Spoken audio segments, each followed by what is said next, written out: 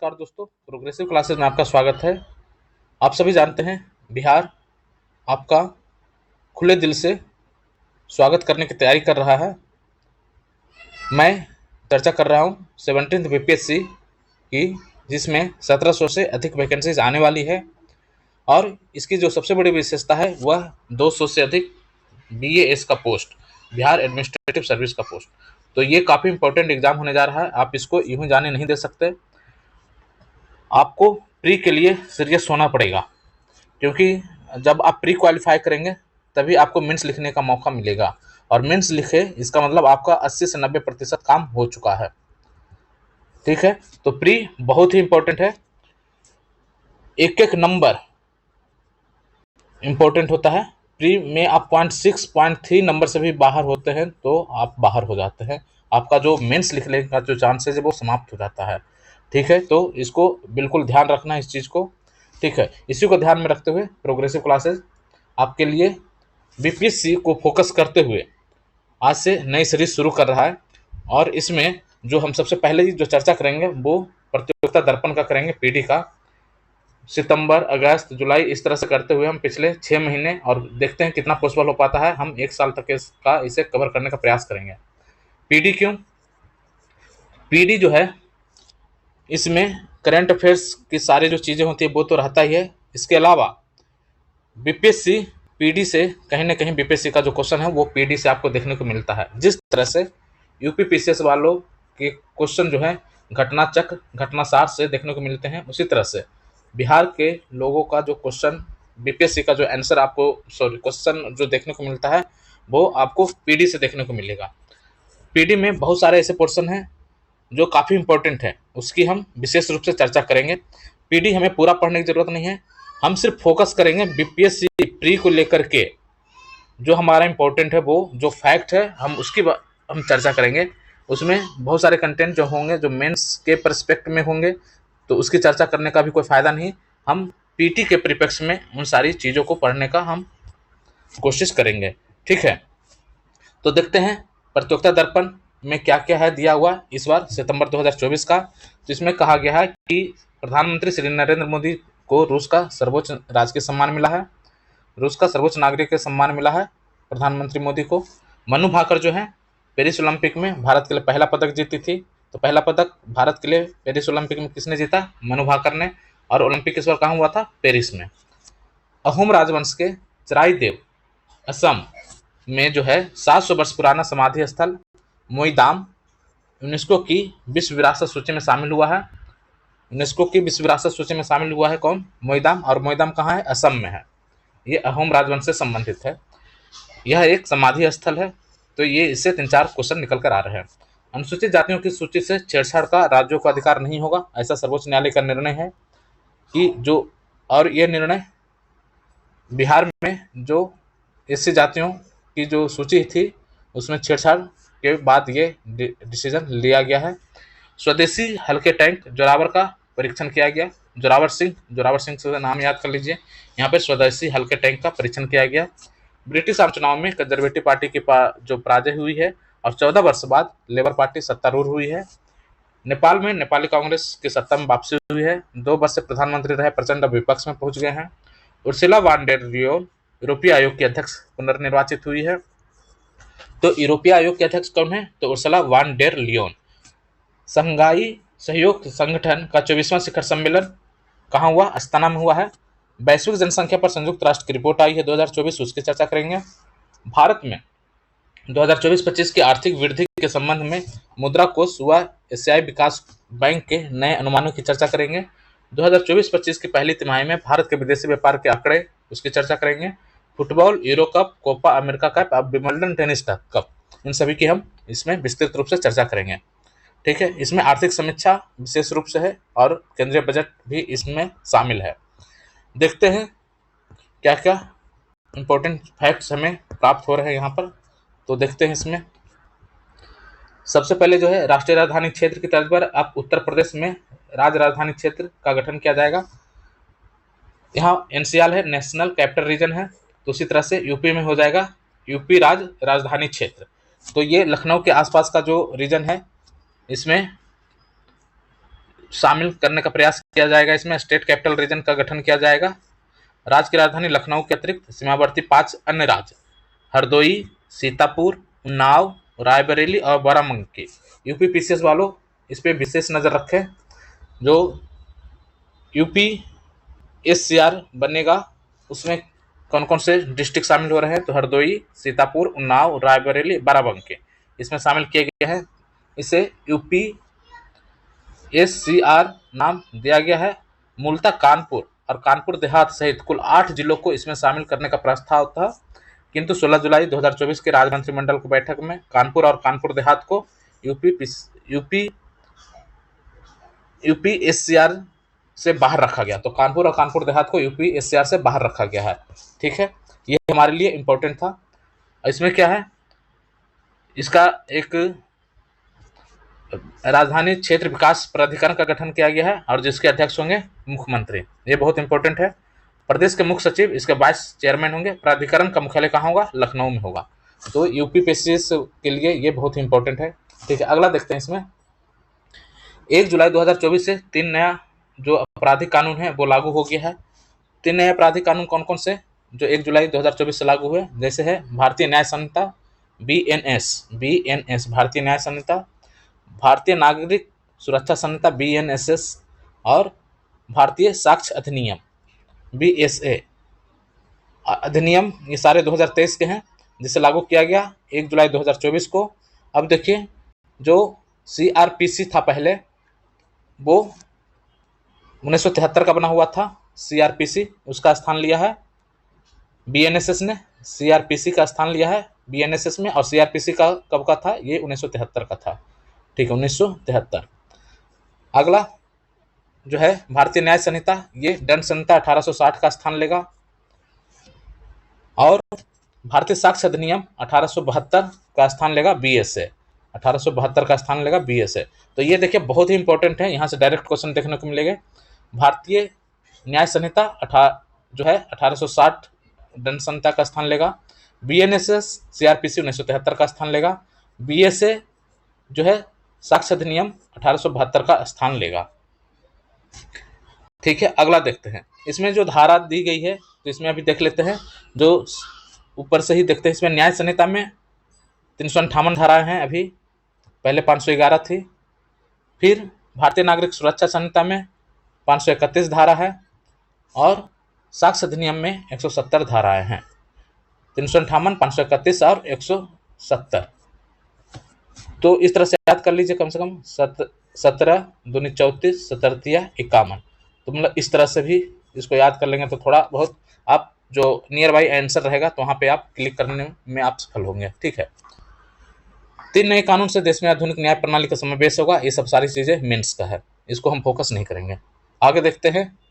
JP Nadda जो है राज्यसभा में सदन के नेता बने हैं। राज्यसभा में जो विपक्ष के नेता है वो कौन है, मल्लिकार्जुन खड़गे हैं। अगला देखते हैं, राहुल गांधी लोकसभा में विपक्ष के नेता बने हैं। 10 वर्ष के अंतराल के बाद विपक्ष का नेता कोई बना है। विपक्ष का नेता वही बनेगा जिसमें कम से कम मिनिमम जो है 10% अपना सीट लाया हो। तो 553 43 सीट है लोकसभा में, तो 10% करेंगे तो ये मतलब 55 सीट जो लाएगा वो विपक्ष का नेता का दावेदार होगा। इस बार कांग्रेस ने 99 सीट लाया है, 99 सीट लाया है और इस तरह से विपक्ष का नेता का दर्जा मिला है। और जो विपक्ष का जो नेता होता है वो कैबिनेट मंत्री का उसको दर्जा मिल जाता है और उसको जो भी मासिक वेतन है, कई तरह का भत्ता है, सरकारी बंगला और संवैधानिक अधिकार उनको प्राप्त हो जाता है। ठीक है, जेपी नड्डा राज्यसभा के नेता बने और कांग्रेस के अध्यक्ष मल्लिकार्जुन खड़गे 2021 से राज्यसभा में विपक्ष का नेता है। अब देखिए, जो अनुसूचित जाति से सूचियों से छेड़छाड़ संबंधित जो ऊपर हमने चर्चा किया था, उसमें सर्वोच्च न्यायालय ने बिहार सरकार का 2015 का एक फैसला को रद्द किया है। ये किससे संबंधित है, तो तत्ववाद जो जाति था उसको ईबीसी से हटाकर अनुसूचित जाति के पान सबासी पनर के साथ विलय कर दिया गया था। बिहार सरकार के इस कदम को रद्द करते हुए सर्वोच्च न्यायालय की पीठ ने कहा कि अनुच्छेद 341 के तहत विनिर्दिष्ट अनुसूचित जाति सूची में केवल संसद द्वारा बनाए गए कानून या संशोधन या बदलाव किया जा सकता है। पीठ ने कहा, पटना हाईकोर्ट ने संविधान के अनुच्छेद 341 का हवाला दिए बिना पूरी तरह से गलत आधार पर 2015 की कार्यवाही को 2017 में बरकरार रखा था। तो ये देखिए, अनुच्छेद 341 को यहाँ पे रेफर किया गया है 314। ठीक है, 314 को यहाँ पे मतलब 341 है ये। आप इसको इस तरह से याद कर सकते हैं, 3 और 1 4। तो 341 के तहत जो अनुसूचित जाति सूची में केवल ये लिखा हुआ है 341 में कि अनुसूचित जाति सूची में केवल संसद द्वारा बनाए गए कानून द्वारा संशोधन या बदलाव किया जा सकता है। इस जो अनुच्छेद है उसका हवाला देते हुए कहा, मतलब उसका हवाला दिए बिना जो 2015 की जो कार्यवाही थी उसको 2017 में हाईकोर्ट ने बरकरार रखा था और उसी को लेकर ये सुप्रीम कोर्ट ने डिसीजन दिया है। ठीक है।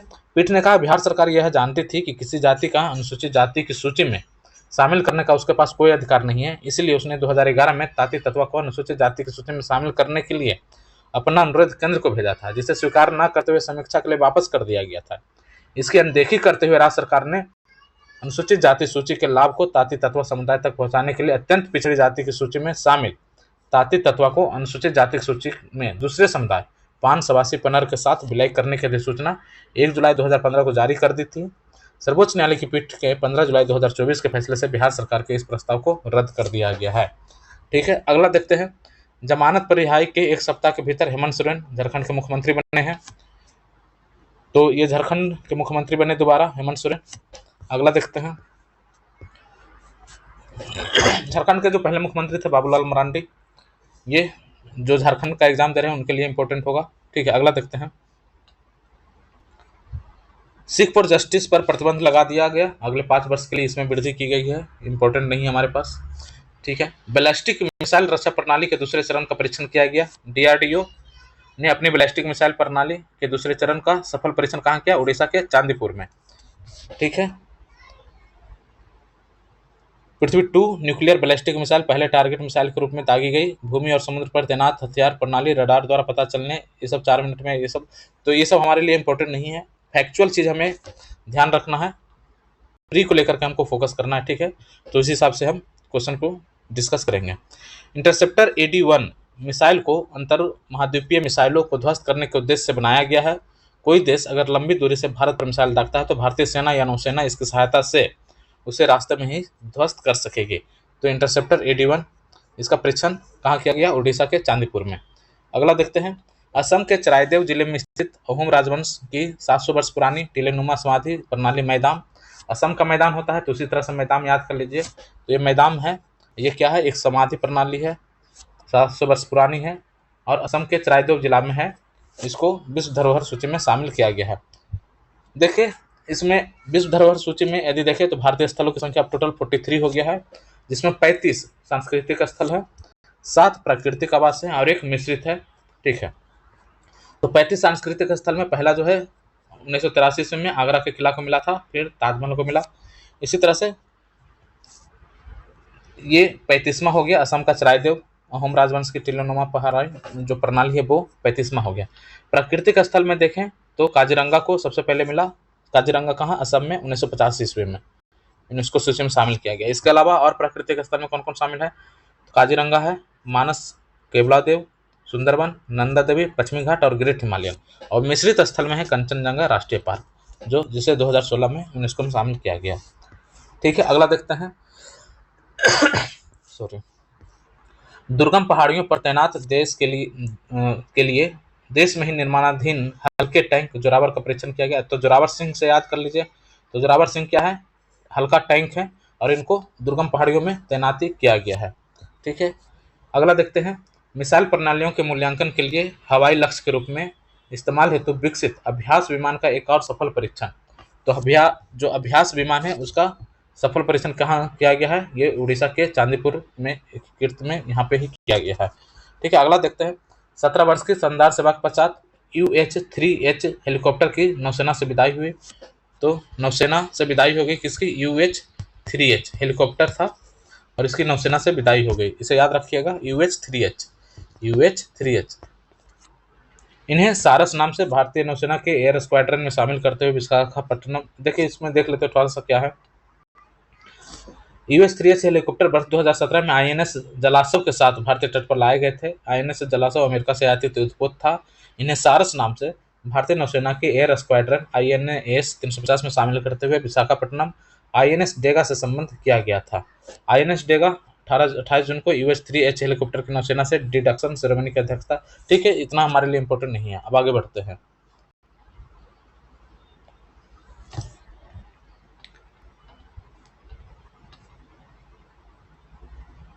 इसमें एक न्यूज यहाँ पे आया हुआ है। न्यूज क्या मतलब, ये जो है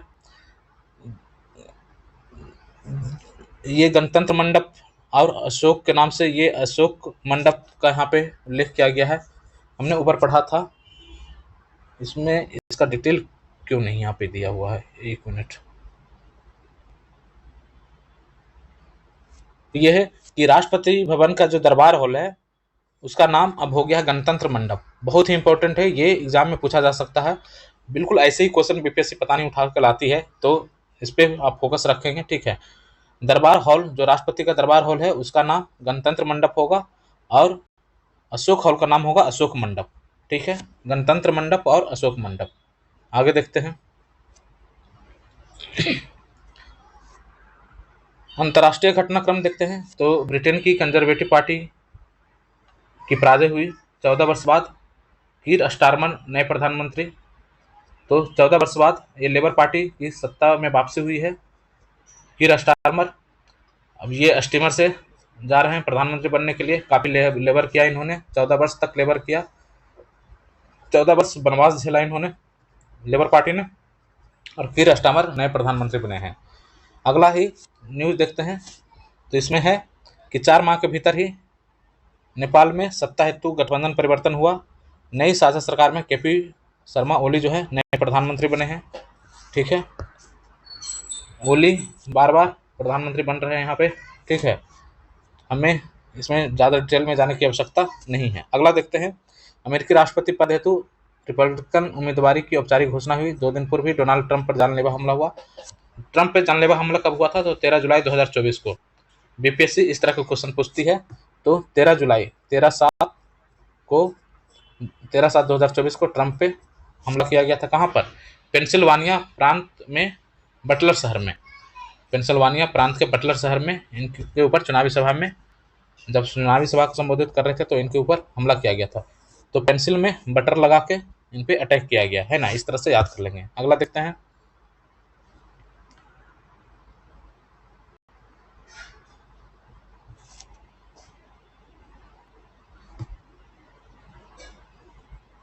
पेचकिशियन जो है ईरान के नए राष्ट्रपति बने हैं। उदारवादी पेचकिशियन जो है पेचकस लेकर चल रहे हैं, ईरान को बिल्कुल टाइट कर देंगे, है ना। तो ये हो गया, पेचकिशियन जो है ईरान के नए राष्ट्रपति बने हैं। और इनको हरा है, ये जलीली को हरा है, बिल्कुल जलील कर दिया इनको। और जलीली को 1.35 करोड़ जो वोट मिले थे, और पेचकिशियन को जो पेचकस लिए हुए हैं इनको 1.63 करोड़ वोट मिले। पेचकिशियन जो है हृदय रोग सर्जन रहे हैं, 1997 में स्वास्थ्य मंत्री भी रहे थे। राष्ट्रपति हसन रूहानी के समर्थक रहे हैं ये।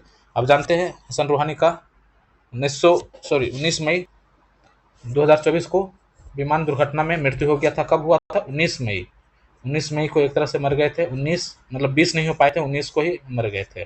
ठीक है, 19 मई को उनका विमान दुर्घटना हो गया था। अगला देखते हैं। प्रधानमंत्री मोदी की रूस और ऑस्ट्रिया की यात्रा हुई। रूस और ऑस्ट्रिया की यात्रा हुई प्रधानमंत्री मोदी की। रूस की उनकी यह यात्रा दोनों देशों के बीच 2000 से शुरू हुए वार्षिक शिखर बैठकों के सिलसिले में थी। वार्षिक शिखर बैठक में गए थे। इस व्यवस्था के तहत दोनों देशों के शासन प्रमुख प्रतिवर्ष एक दूसरे के यहाँ शिखर बैठक में बारी बारी से आते हैं, बारी बारी से जाते हैं। ठीक है, इसमें देखते हैं 2 वर्षों 22 और 23 में शिखर बैठक नहीं हुई थी। इससे पूर्व दिसंबर 2021 में हुआ था। कुछ घंटा के लिए आए थे रूसी राष्ट्रपति। तो इस व्यवस्था के तहत 21वीं शिखर बैठक थी। इससे पूर्व 20वीं शिखर वार्ता के लिए प्रधानमंत्री मोदी की रूस यात्रा 2019 में की थी, जब व्लादिवोस्टोक में एक आर्थिक सम्मेलन में भाग उन्होंने लिया था। इस प्रकार प्रधानमंत्री के रूप में जो मोदी हैं 5 वर्ष के अंतराल पर रूस की यात्रा पर गए थे।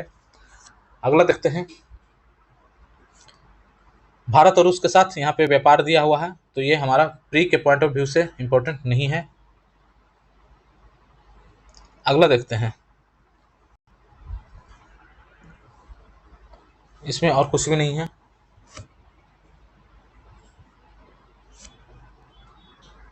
देखिए, जो हमारा यहाँ रशिया के साथ जो व्यापार है, द्विपक्षीय व्यापार 2025 तक 25 अरब डॉलर करने का लक्ष्य है 2025 तक, 25 अरब डॉलर, जो 65 अरब डॉलर हो चुका है, लक्ष्य था। ठीक है, 2025 तक 21वीं जब शिखर वार्ता हुई थी तो उसमें कहा गया था कि हम 2025 तक 25 अरब डॉलर करेंगे, लेकिन अब हो गया ये 65 अरब डॉलर का, और 2030 तक इसे 100 अरब डॉलर करने का अब लक्ष्य रखा गया। ये क्यों हुआ? क्योंकि आप जानते हैं रसिया यूक्रेन के बीच जब युद्ध हुआ तो भारत जो है रसिया से काफ़ी तेल परचेज किया। अब देखिए ये किस तरह से बढ़ा ग्राफ, और यहाँ से सीधे जब यूक्रेन रसिया युद्ध हुआ उसके बाद ग्राफ किस तरह से आगे बढ़ गया। तो रूस से आयात में हमारा बढ़ा था, ठीक है, हम वहाँ से काफ़ी पेट्रोल मंगाए, और ये आयात के मतलब इस तरह से जो बिलियन डॉलर में कितना पहुँच गया, 61.43। ठीक है, अगला देखते हैं। द्विपक्षीय व्यापार संवर्धन के लिए रूस के 2 शहरों कजान और एकरितानबर्ग में नए भारतीय वाणिज्यिक दूतावास भी खोला जाएगा, कजान और एकरितान में। कजान अभी और चर्चा में रहने वाला है, क्यों? वहाँ पर ब्रिक्स समिट होने वाला है। ब्रिक्स समिट होने वाला है कहाँ? कजान में, रशिया के कजान में ब्रिक्स समिट होगा। ठीक है, आगे देखते हैं।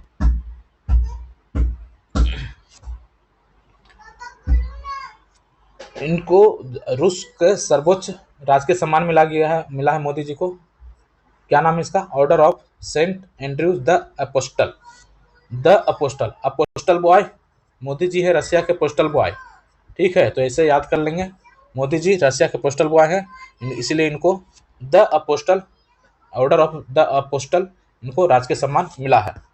अगला देखते हैं। उसके बाद ये ऑस्ट्रिया भी चले गए मोदी जी। 41 वर्ष के अंतराल के बाद कोई भारतीय प्रधानमंत्री ऑस्ट्रेलिया की यात्रा पर गए। इससे पहले क्या है, इंदिरा गांधी गई थी, और उससे पहले जवाहरलाल नेहरू गए थे ऑस्ट्रिया की यात्रा पर। ऑस्ट्रिया का जो विदेश मंत्री हैं वर्ग ने इनका स्वागत किया। ठीक है, बस ये सब हमारे लिए इम्पोर्टेंट नहीं है। अगला देखते हैं। चीन व भारत के विदेश मंत्रियों की द्विपक्षीय वार्ता, लद्दाख में एलएसी में सैन्य वापसी पर बल दिया गया। चीन और भारत के विदेश मंत्रियों की बैठक हुई कहाँ? कजाकिस्तान के अस्ताना में। एससीओ का शिखर सम्मेलन हुआ कहाँ? अस्ताना में, जो कजाकिस्तान की राजधानी है। एससीओ में चाइना, पाकिस्तान, भारत ये सब भी शामिल है, अर्थात भारत के 2 आस्तीन के सांप एससीओ में मिलेंगे। इसी कारण इसका बैठक कहाँ हुआ? अस्ताना में हुआ। यहाँ पर आस्तीन के सांप उसे मिले, चाइना और पाकिस्तान। तो इस तरह से याद करेंगे। और वहीं पर जो है विदेश मंत्रियों की बैठक हुई अलग से, द्विपक्षीय एक तरह का सम्मेलन हुआ जयशंकर और विदेश मंत्री वांग यी के बीच में, और यहाँ पे एलएसी से सैन्य वापसी पर बल दिया गया।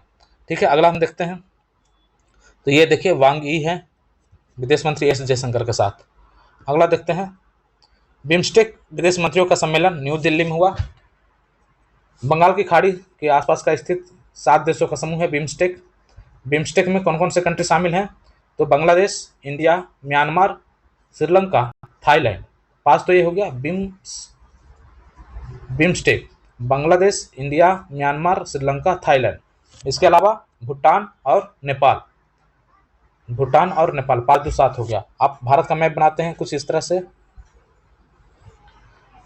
तो ये बांग्लादेश हो गया, श्रीलंका, यहाँ पे ये सारी चीज़ें आप देखते होंगे यहाँ पे होता है श्रीलंका, ये हो गया भूटान, ये हो गया नेपाल, म्यांमार।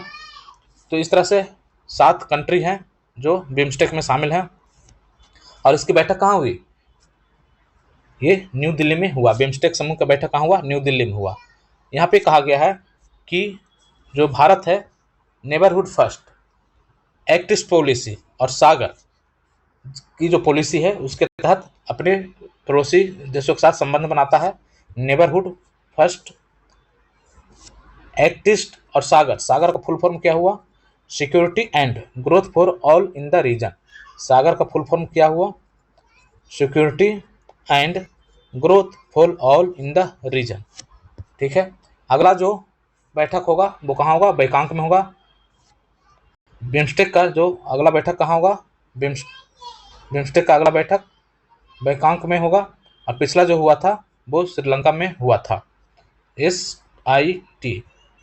इंडिया में हुआ, अगला हुआ थाईलैंड में, और इससे पहले हुआ था श्रीलंका में, SIT। तो इस तरह से बिम्स्टेक के लिए SIT का गठन कर दिया गया। ठीक है, यह याद करने के लिए ऐसा बताया गया।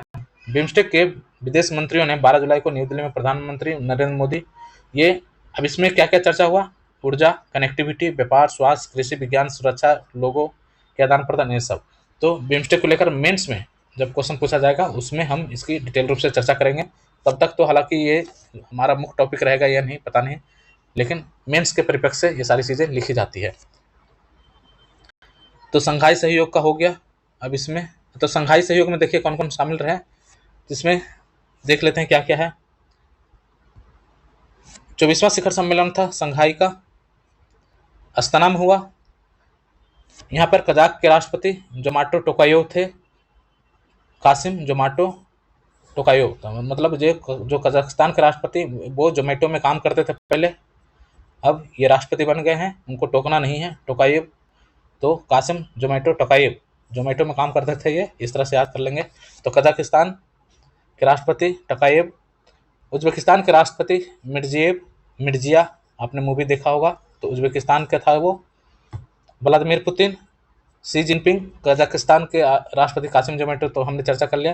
किर्गिस्तान के जपारोव और तजाकिस्तान के इमोली रहमान, पाकिस्तान के शहबाज शरीफ सो-कॉल्ड प्रधानमंत्री, ईरान के कार्यवाहक राष्ट्रपति मोहम्मद मुखाबेर, और नए 10वां सदस्य इसमें बना है एससीओ में बेलारूस, और इसके राष्ट्रपति कौन है, लुकाशेंको जो है अब 10वां जो है एससीओ का सदस्य बने हैं, नया सदस्य हैं। तो यहाँ पर अब आके ये अपना हाथ सेकेंगे लुकाशेंको, ठीक है, ये बेलारूस के राष्ट्रपति हैं। 2 ऑब्जर्वर रहे। देखिए नरेंद्र मोदी इसमें उपस्थित नहीं रहे थे, विदेश मंत्री एस जयशंकर गए थे वहां पर। क्यों नहीं रहे थे, क्योंकि आस्तीन के साथ वहां पे बैठे हुए थे। 2 अस्ताना में हुआ था, और पर्यवेक्षक इसका मंगोलिया के राष्ट्रपति और तुर्कमेनिस्तान के राष्ट्रपति, ये दोनों पर्यवेक्षक रहे। मंगोलिया और तुर्कमेनिस्तान जो है पर्यवेक्षक था। तो इस तरह से हमारा एससीओ सबमिट हो गया। अब अगला देखते हैं। तो 2001 में सबसे पहले एससीओ का सबमिट हुआ था। इसका संक्षिप्त परिचय यहाँ पे देख लेते हैं। औपचारिक गठन हुआ 2001 में। 1996 में संघाई 5 के नाम से इसका समूह बना था। संघाई 5 में कौन था, रसिया, चाइना, किर्गिस्तान, कजाकिस्तान और तजाकिस्तान। 2K था कजाकिस्तान और किर्गिस्तान, और एक T था, बाकी रसिया और चाइना था, RC2KT। ये 5 कंट्री थे इसमें। फिर बाद में 2017 में इसका विस्तार किया गया और भारत पाकिस्तान इसका सदस्य बना। तो 2, 4, 1, 5, 2, 7 ये हो गया। इसके अलावा जो है मंगोलिया को ये एससीओ के सदस्यों की संख्या 2017 में कितना हो गया था, 8। भारत व पाकिस्तान को सदस्य बनाया गया। एक संघाई 5 था इस प्रकार 2001 में, ठीक है। 2017 में सदस्य बनाया गया और एससीओ की संख्या हो गई 8। 1, 2, 3, 4, 5 तो 7 ही तो हो रहा है। अच्छा, ईरान है 2023 में, और 24 में बेलारूस। तो इस तरह से टोटल 10 हो गया संख्या एससीओ का। अच्छा, उज्बेकिस्तान एक शामिल हुआ था इसमें, ठीक है। उज्बेकिस्तान 2001 में शामिल हुआ था। तो इस तरह से 8 और 2 10। तो 2C तो था ही, मतलब RC Russia China, 2K Kazakhstan Kyrgyzstan, T Tajikistan और उज्बेकिस्तान, 2KTU, और उसके बाद पाकिस्तान और भारत, उसके बाद अब जो शामिल हुआ वो है बेलारूस। तो इस तरह से 10 कंट्री होंगे एससीओ के। अगला जो बैठक होगा वो कहाँ होगा, चाइना में होगा। एससीओ परिषद की आगामी सम्मेलन कहाँ होगा, चाइना में प्रस्तावित है। अब देखते हैं आर्थिक समीक्षा 2023-24। तो आर्थिक समीक्षा 2023-24 निर्मला सीतारमन 22 जुलाई 2024 को संसद में प्रस्तुत की, बजट से एक दिन पहले। और इसमें देखते हैं प्रमुख चीज़ क्या है। तो 3 प्रमुख घटक इसमें शामिल थे। पहला था जो कोरोना हुआ था, तो कोरोना महामारी के समय जो आर्थिक मोर्चे पर जो भी प्रतिक्रिया थी उसके बारे में कहा जा रहा है कि प्रतिक्रिया में 3 प्रमुख घटक शामिल थे। पहला था बुनियादी ढांचे पे जोर दिया गया, बुनियादी ढांचे के लिए सार्वजनिक व्यय को बढ़ावा दिया गया। दूसरा, यहाँ पर प्रतिकूलताओं के बीच लोक प्रशासन की स्वाभाविक प्रतिक्रिया, जिसमें सर्विस डिलीवरी का डिजिटलीकरण किया गया। तो इस तरह से यहाँ पर डिजिटलीकरण देख सकते हैं, लोक प्रशासन में डिजिटलीकरण। और तीसरा जो था वो विभिन्न सेक्टर्स को लक्षित करते हुए आत्मनिर्भर भारत अभियान चलाया गया, आत्मनिर्भर अभियान, जिसमें MSME को काफ़ी फंडिंग किया गया। तो ये हो गया बुनियादी ढांचा, प्रतिकूलताओं के बीच लोक प्रशासन की स्वाभाविक प्रतिक्रिया अर्थात सर्विस डिलीवरी का डिजिटलीकरण और आत्मनिर्भर भारत अभियान। ये मेंस के पॉइंट ऑफ व्यू से बहुत ही इंपॉर्टेंट होगा। तो देखिए मेंस की तैयारी भी प्री के साथ ही होता है, तो इस पॉइंट को हम थोड़ा सा ध्यान रखते हुए चलेंगे। आगे देखते हैं। यहाँ पे कहा जा रहा है कि जो है हमारा वृद्धि दर रहेगा 6.5 से 7% तक रहने का अनुमान है। कृषि क्षेत्र में अपेक्षाकृत कम बताते हुए आर्थिक समीक्षा में बताया गया है कि वित्तीय वर्ष 2023-24 में प्रचलित मूल्यों पर देश का सकल संवर्धन जो मूल्य संवर्धन में कृषि उद्योग और सेवा क्षेत्र का योगदान रहा, तो कृषि का रहा 17.7, उद्योग का रहा 27.7 और सेवा का हो गया 54.7। हालांकि 27.6 है, लेकिन याद करने के लिए पीछे में 0.77 कर दिया हमने।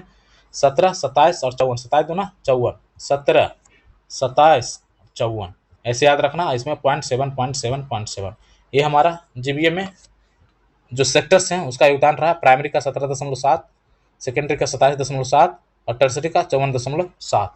आर्थिक सर्वेक्षण 2023-24 की जो प्रमुख जो बिंदु हैं उसको देख लेते हैं। तो वित्त वर्ष 2023-24 में भारत की जीडीपी 8.2% बढ़ी।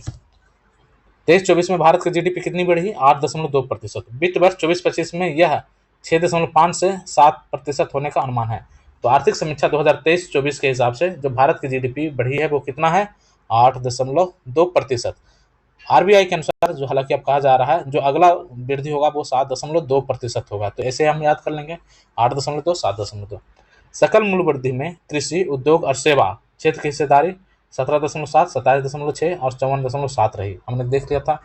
सरकार का राजकोषीय घाटा वित्त वर्ष 2022-23 में सकल घरेलू उत्पाद के 6.4 से घटकर वित्त वर्ष 23-24 में 5.6 रह गया। देखिए हालांकि अभी भी ये एफआरबीएम का जो एक्ट है उससे काफ़ी ज़्यादा है। यहाँ पे एफआरबीएम एक्ट 2003 में कहा गया था कि जो आपका राजकोषीय घाटा है वो 3 से 3.5% के बीच में रहना चाहिए, उससे नीचे रहना चाहिए। हालांकि अभी हमारा जो राजकोषीय घाटा है वो कितना है? 5.6%।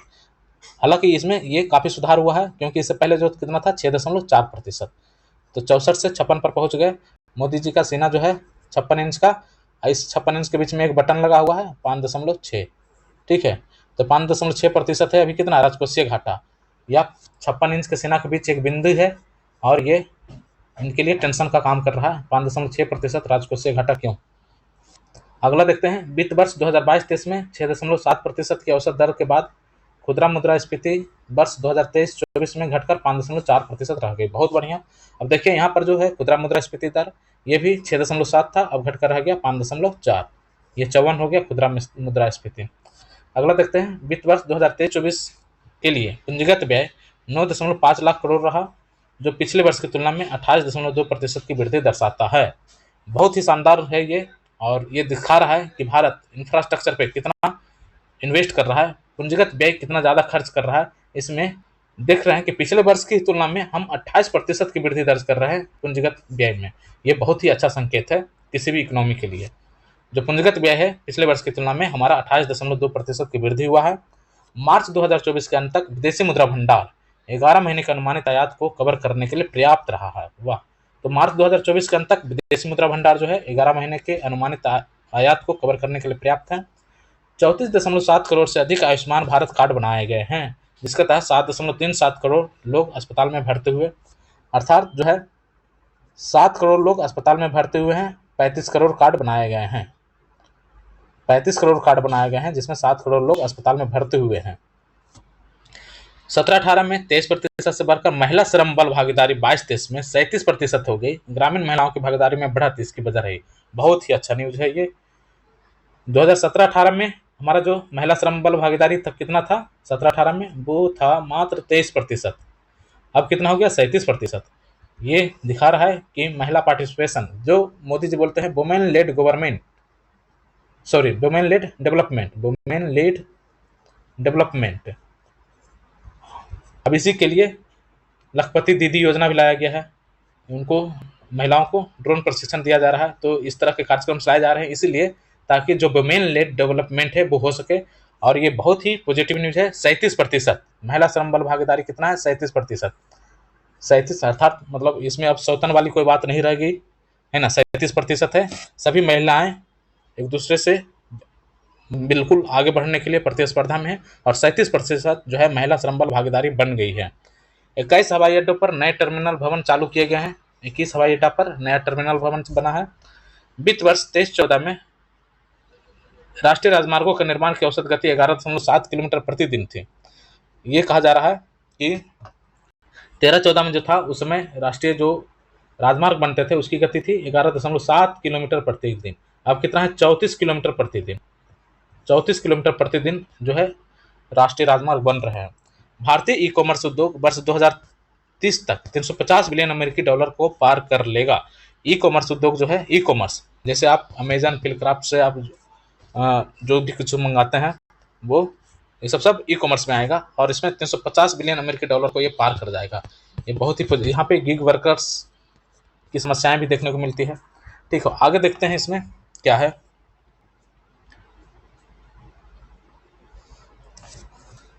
तो ये हमने जो मुख्य पॉइंट था उसको हमने यहाँ पर देख लिया है और बाकी ये सब चीज़ें हैं, थोड़ा सी कहानी टाइप का है तो इसको पढ़ लेते हैं क्या है। इनसे मजबूत सुधार मदद मिली, मध्यम अवधि की विकास क्षमता में वृद्धि हुई। ये जो 3 स्टेप्स उठाए गए थे कौन कौन से? बुनियादी ढांचा में सुधार करना, डिजिटलीकरण और आत्मनिर्भर अभियान। तो इससे क्या है कि मध्यम अवधि में विकास क्षमता में वृद्धि हुई। समीक्षा में बताया गया कि वैश्विक संकट, आपूर्ति श्रृंखला में व्यवधान एवं मानसून की अनिश्चितता ने मुद्रास्फीति के दबाव को बीच बीच में बढ़ाया, जिसे प्रशासनिक और मौद्रिक नीतिगत प्रक्रियाओं द्वारा काफी सीमा तक नियंत्रित किया गया। सार्वजनिक निवेश में वृद्धि के बावजूद सरकार के राजकोषीय संतुलन में सुधार हुआ है। वस्तुएं की वैश्विक मांग में कमी को सेवाओं के निर्यात ने काफी सीमा तक संतुलित किया है। समीक्षा के अनुसार स्फीति के दबाव अब कम हो रहे हैं, व्यापार के स्तर में सुधार होने लगा है। वैश्विक उत्पादन में 2022 की तुलना में अब लचीला रहा। समीक्षा के अनुसार इन घटनाक्रम का विस्तृत प्रभाव यह रहा कि पिछले 3 वर्षों में भारतीय अर्थव्यवस्था में सुधार हुआ और व्यवस्थित तरीके से विस्तार हुआ। वित्तीय वर्ष 2023-24 में वास्तविक जीडीपी 2019-20 के स्तर से 20% अधिक थे। बहुत बढ़िया। तो यहाँ पर वास्तविक जीडीपी जो है 19-20 के रिस्पेक्ट में 23-24 में 20% अधिक है। यह एक ऐसी उपलब्धि है जिसे केवल कुछ ही प्रमुख अर्थव्यवस्थाओं ने हासिल किया। साथ ही इसने वित्त वर्ष 24-25 और उसके बाद भी मजबूत वृद्धि बनाए रखी। बेरोजगारी और बहुआयामी गरीबी में कमी आई है। श्रम बल भागीदारी में वृद्धि हुआ है। कुल मिलाकर भारतीय अर्थव्यवस्था वित्त वर्ष 24-25 के लिए आशावादी है और ये सब सारी चीजें हैं। अमृतकाल के लिए विकास रणनीति के 6 मुद्दों को मुख्य रूप से समीक्षा में चिन्हित किया गया। इसमें निजी निवेश को जीडीपी के सापेक्ष 19.6% के मौजूदा स्तर से बढ़ाकर 35% करना। बहुत बढ़िया। अभी हम ये जो 6 अमृतकाल के लिए विकास के लिए जो रणनीति है उसमें 6 मुद्दे शामिल हैं, इसको हम फोकस करेंगे और इसको मेंस जब हम देंगे तो मेंस में आंसर राइटिंग में इसको यूज करेंगे। क्या करेंगे इसका यूज? अमृतकाल के लिए विकास रणनीति में 6 मुद्दे को मुख्य रूप से समीक्षा में चिन्हित किया गया है। इसमें निजी निवेश, जो निजी निवेश होता है, निजी निवेश को जीडीपी के सापेक्ष 19.6% के मौजूदा स्तर से बढ़ाकर 35% करने, राज्य व स्थानीय सरकार के स्तर पर सहयोग से सूक्ष्म मध्यम जो उद्योग हैं उसको मजबूत करेंगे, जिससे निर्यात रणनीति बनाने। तो एक तो हो गया 19% से जो निजी निवेश हम उसको 35% तक बढ़ाएंगे। दूसरा हो गया एमएसएमई को हम फोकस करेंगे। तीसरा हो गया कृषि क्षेत्र में बाधाओं को दूर करेंगे, एग्रीकल्चर दूर करेंगे और बाजार को किसान के हित के मुताबिक बनाएंगे। फिर भारत में हरित परिवर्तन के लिए सुरक्षित वित्त पोषण की व्यवस्था करेंगे। हरित परिवर्तन, ग्रीन ट्रांसफॉर्मेशन होगा, इसके लिए माइक्रो फाइनेंस की व्यवस्था की जाएगी।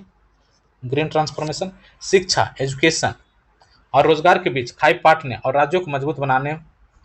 शिक्षा, एजुकेशन और रोजगार, एम्प्लॉयमेंट, ये जो हैं 6 फैक्टर्स, इस पे हमारा अमृतकाल का एक तरह से एक जो है रणनीति इसमें शामिल है।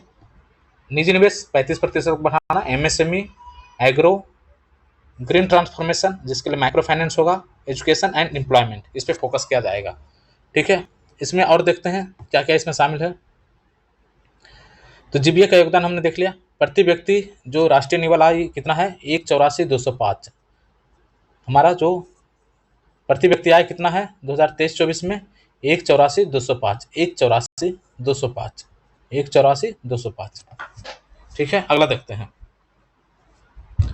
यहाँ पर दिया हुआ है भारतीय अर्थव्यवस्था पर एक नज़र। तो इसमें देखिए सब कुछ है इसमें शामिल, चर्चा करते हैं इसकी।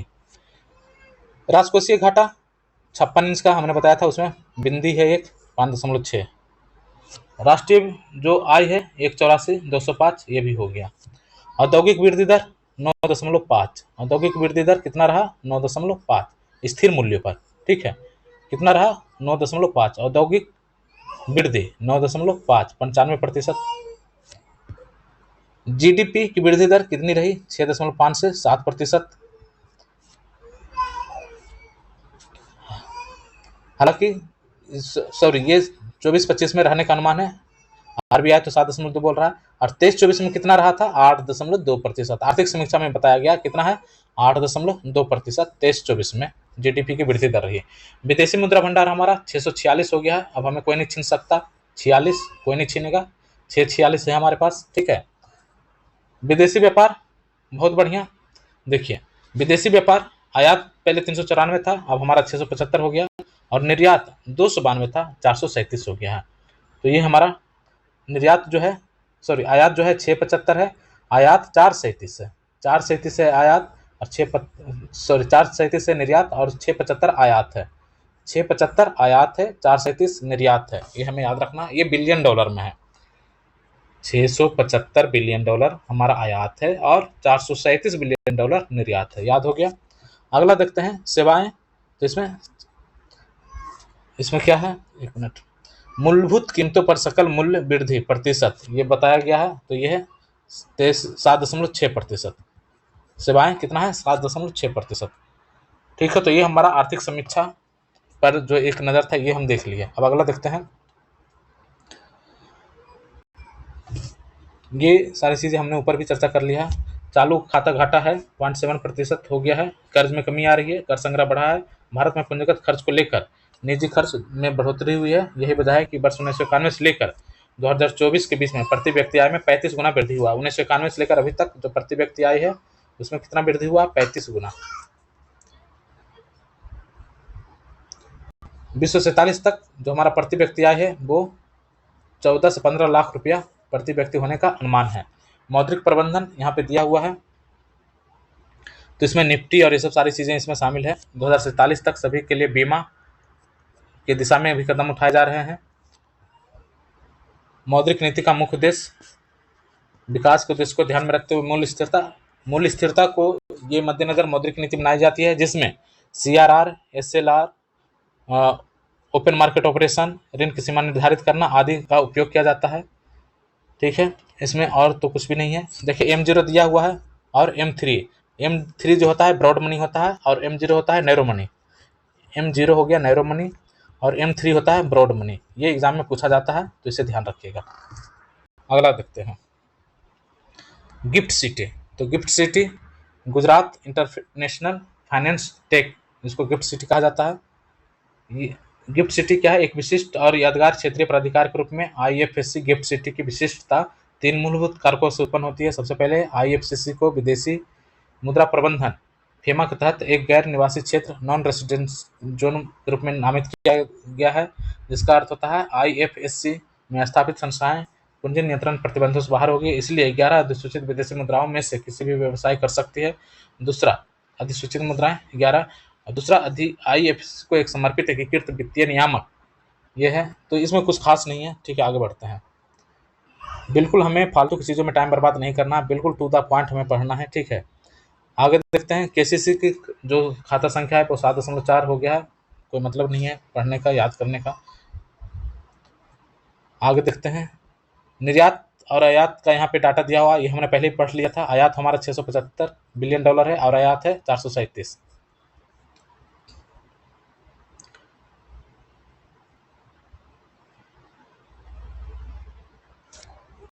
यहाँ पे थोड़ा सा देख लेते हैं, यहाँ से क्वेश्चन पूछा जाता है। विदेशी व्यापार के मामले में विभिन्न वर्षों में देश के समग्र आयात और निर्यात के आंकड़े यहाँ पे दिए गए हैं।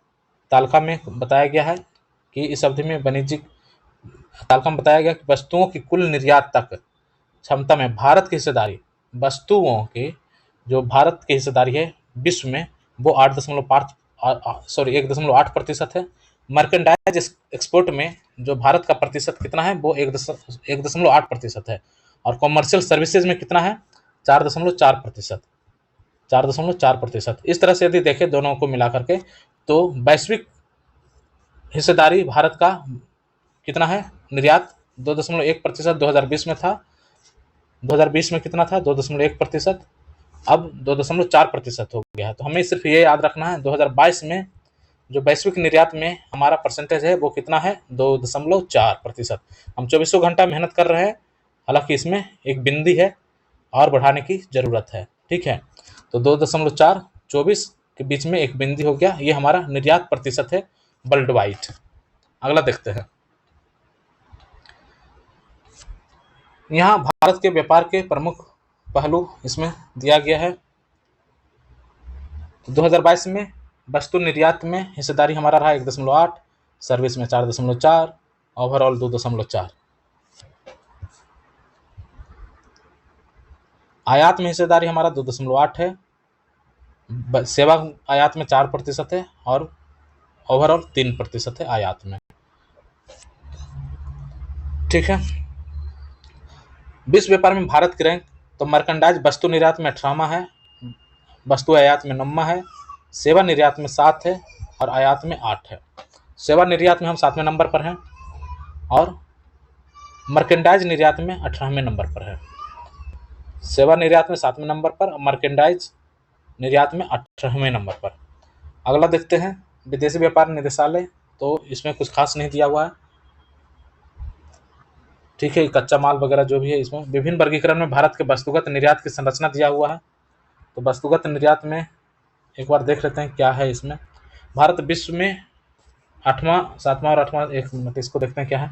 विदेशी व्यापार निदेशालय के एक प्रकाशन के आधार पर भारत के आयातों के संबंध में यह जानकारी देते हुए कहा गया कि विश्व के वस्तुगत आयातों में भारत की हिस्सेदारी 2.1% थी। ये हमने ऊपर चर्चा कर लिया, उसी चीज को यहाँ पे डाला गया है। ठीक है, तालिका में दर्शाया गया कि वैश्विक वस्तुगत निर्यातों में भारत का जहां 18वां स्थान 2022 में था, वस्तुगत आयात में भारत का स्थान 9वां है। ये तो हमने देख लिया कि जो वस्तुगत जो निर्यात है उसमें 18वां नंबर पे है और आयात में हम 9वां नंबर पे हैं। इसी प्रकार सेवाओं के निर्यात और आयात में भारत का स्थान 7वां और 8वां है। सेवाओं के निर्यात और आयात में 7वां और 8वां है, 7, 8 और 18, 9 ये है। भारत के वस्तुगत निर्यात एवं आयात की संरचना। भारत के वस्तुगत विदेशी व्यापार के संबंध में एक और महत्वपूर्ण जानकारी जो आर्थिक समीक्षा में उपलब्ध कराई गई है वह निर्यात और आयात की संरचना के बारे में है। डायरेक्टर जनरल ऑफ कॉमर्शियल के हवाले से समीक्षा में बताया गया है कि भारत के कुल वस्तुगत निर्यात में 18.9% भाग पूंजीगत वस्तुओं का, बहुत बढ़िया, पूंजीगत वस्तुओं का जो हमारा है, भारत के कुल वस्तुगत निर्यातों में 18.9% पूंजीगत वस्तुओं का, जबकि उपभोक्ता उत्पादों का भाग 47.5%, मध्यवर्ती का 28.4% और कच्चे सामान का 5.1% ही था। ये कहा गया है कि वस्तुगत निर्यात में जो है हमारा जो पूंजीगत वस्तुओं का जो पार्टिसिपेशन है 18.9% है, उपभोक्ता उत्पादों का 47.5%, मध्यवर्ती का 28.4% और कच्चे माल का 5.1%। ठीक है, आगे देखते हैं। रक्षा निर्यात में वृद्धि हुई है। 2016-17 में $2.2 अरब का था, जो बढ़कर $2.5 अरब के 2023-24 में हो गया। देखिए रक्षा निर्यात हमारा अब कितना हो गया, $2.5 अरब। देखिए निर्यात हमारा प्रतिशत उधर कितना था, 2.4% निर्यात। यहाँ अरब डॉलर रक्षा डिफेंस का है $25 अरब। इनमें से 25% की वृद्धि 23-24 में ही दर्ज की गई, जो जब यह $2 अरब से बढ़कर $2.5 अरब हो गया। वाह, तो $2.5 अरब का हमारा निर्यात है रक्षा निर्यात। भारत का रक्षा निर्यात देखिए किस तरह से बढ़ रहा है।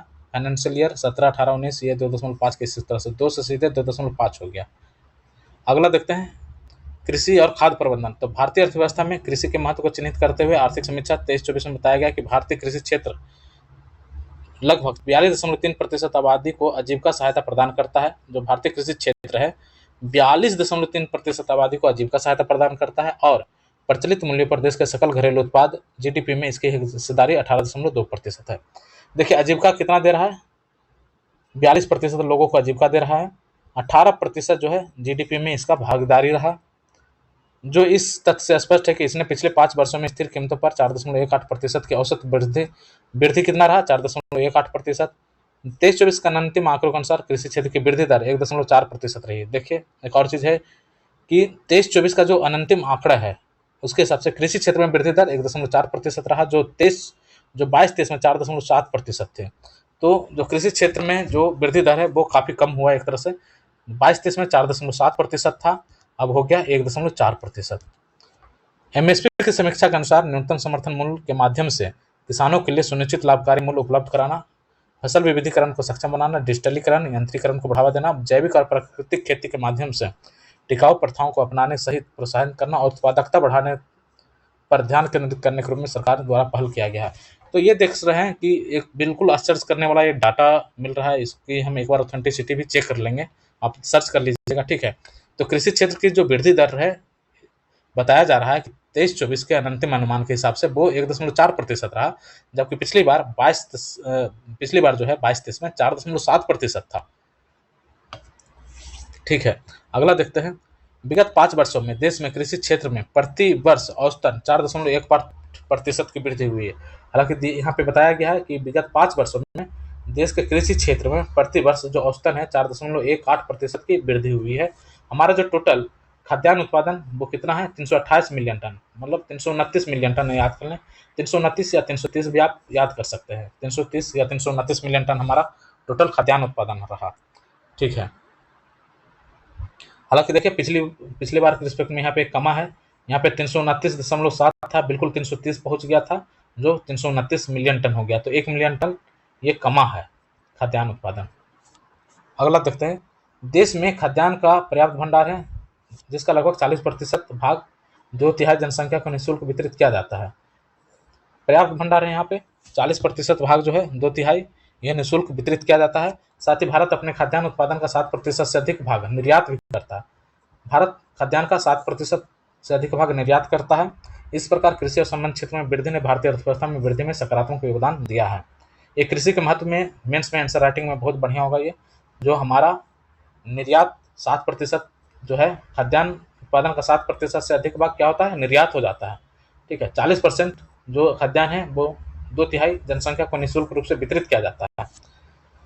प्रमुख कृषि उत्पादक होने के बावजूद देश में फसलों की उत्पादकता बहुत कम है। आर्थिक समीक्षा के अनुसार भारत यद्यपि एक प्रमुख कृषि उत्पादक है, चावल, गेहूं, कपास, गन्ना सहित अन्य फसल दुनिया का दूसरा सबसे बड़ा उत्पादक है। दूध, दाल, मसाला सब यहाँ होता है।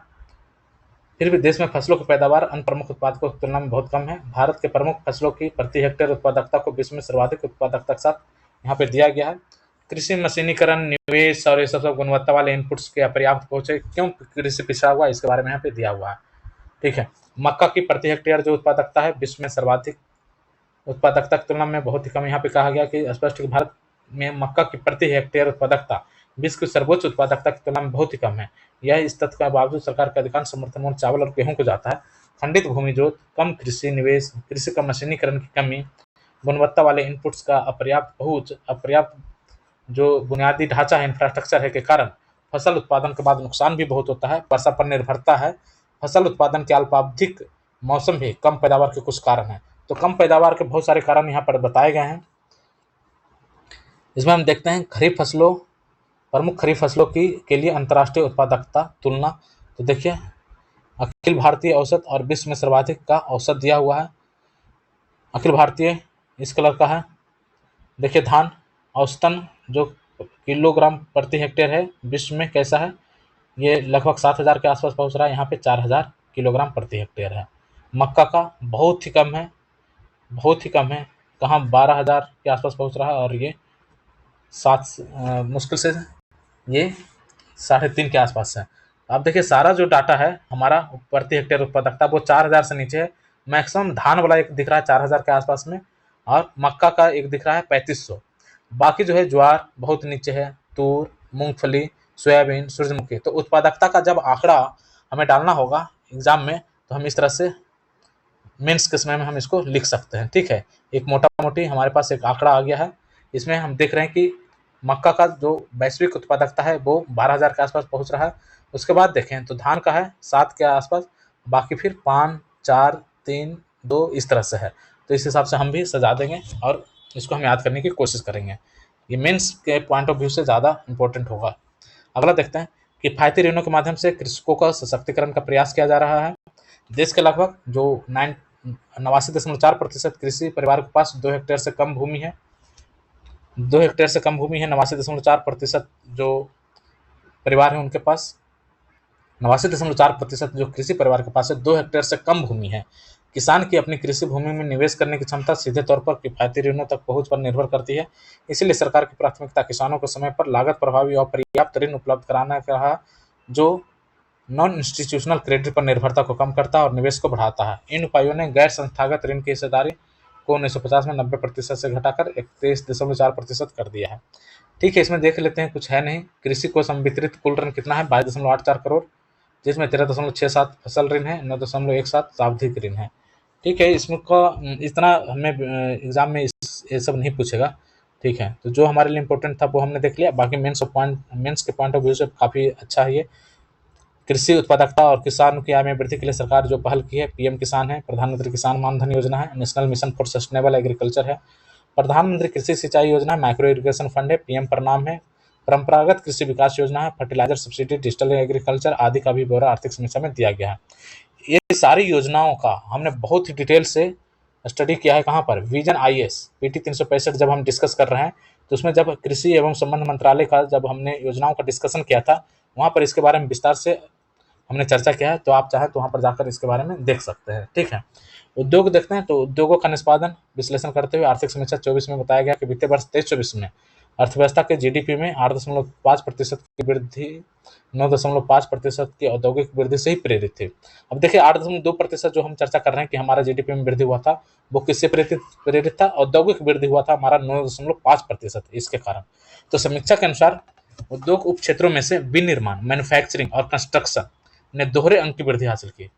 मैन्युफैक्चरिंग और कंस्ट्रक्शन जो है 10% से अधिक का ये वृद्धि हासिल किया था, जबकि खनन, उत्खनन और विद्युत जल आपूर्ति ने भी मजबूत सकारात्मक वृद्धि दिखाई थे। खनन और उत्खनन, माइनिंग और क्वेरिंग जो है, ये भी काफ़ी अच्छा वृद्धि दिखाया था।